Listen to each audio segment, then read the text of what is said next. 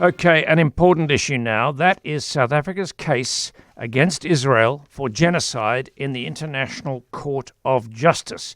South Africa yesterday filed what is described as its memorial to the ICJ in its case on the application of the Convention on the Prevention and Punishment of the Crime of Genocide in the Gaza Strip. The case is South Africa against Israel. This is a complex process. I think we need a bit of oversight. Where are we up to? And what are the consequences of this memorial?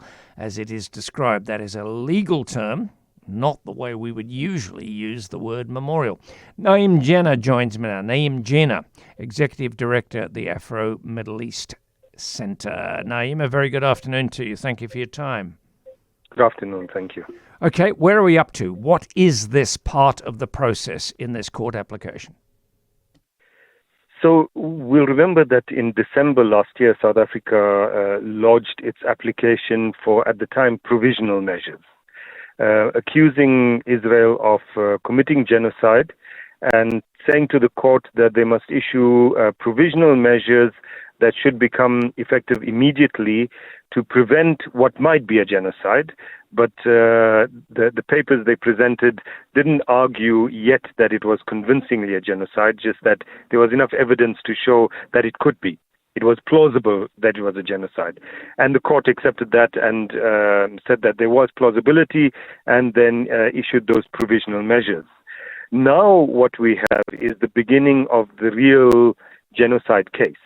So the memorial that, which yes, is not the way we would usually use it, that South Africa submitted, 700 odd pages, actually is now the South African kind of evidence that it's producing that Israel is committing genocide. And the task before the court now is to make a deliberation and a determination whether what Israel is doing in Gaza is actually genocide, and then be able to say whether Israel is guilty or not of genocide itself. Not saying that it might be the case, it's plausible, etc. So, is there now verbal argument on this, or is this simply a paper process? Initially, it's a paper process, and then there would be oral argument as the court decides. And the court also, unlike the first time round, when it was written submissions, then oral submissions, and the court made a determination because it was urgent, and that's why there were provisional measures requested. In this case, it requires full kind of investigation. And so the court will investigate. They would likely have oral hearings as they determine is necessary. But the process of its investigation, etc., could take many, many months, more likely years. Okay, that was my next question. What sort of timeline are we looking at here? And you're saying years. Yes, it's not clear what the timeline could be. It could be a year, it could be 2 years, it could be even longer.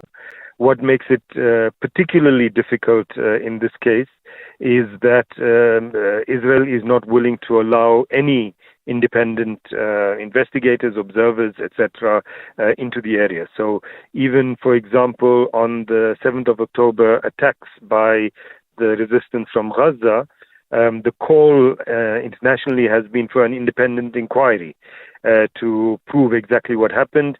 Israel refuses to allow such an inquiry, and in the meanwhile, a lot of the evidence has been destroyed. In the case of Gaza itself, Israel is not even allowing UN aid workers. UN aid workers have been assassinated, UN officers bombed, etc. There's virtually no chance that it's going to allow any kind of ICJ investigators into the area or even allow any of its soldiers or its politicians to be interviewed, which means that it makes it even more difficult to predict how long it'll take. Does that not render the process moot? Does it not make it something that's not worth pursuing? Because I would hope that if it's going to take a year or 2 years to reach any kind of resolution, by then the current wave of fighting would have ended. We all would hope that we would have a ceasefire, tonight. But clearly that's not going to happen. I mean, Israel now in northern Gaza, it's become clear that its objective is to entirely ethnically cleanse the area. I mean, the UN OCHA organization has said that every single person in northern Gaza is in danger of dying. If not getting shot or bombed, then through starvation because there's no aid being allowed through, or medical problems, etc. So does it render the process moot? I think the court would argue that it doesn't, that it will have to make its decision as best it possibly can. The problem also, of course, is that Israel is completely or acts with complete impunity and regards with complete disdain all multilateral organizations. I mean, they've declared the UN Secretary General persona non grata. Yesterday, the Israeli Parliament, the Knesset, passed a law that banned the United Nations Relief and Works Agency, which is the only aid organization that has the capacity to distribute aid in Gaza. And it's a UN organization, so this is illegal. And any member state of the UN is not allowed to do such a thing. They've said that the UN Security Council enables terrorism. And they've thumbed their nose at the ICJ since December last year. So, that also, one might say, makes the whole issue moot, because no matter what the court decides, Israel is clearly not going to abide by it. But these legal processes, I think, in the long term are important. They might not save lives right now, and I don't think that they will.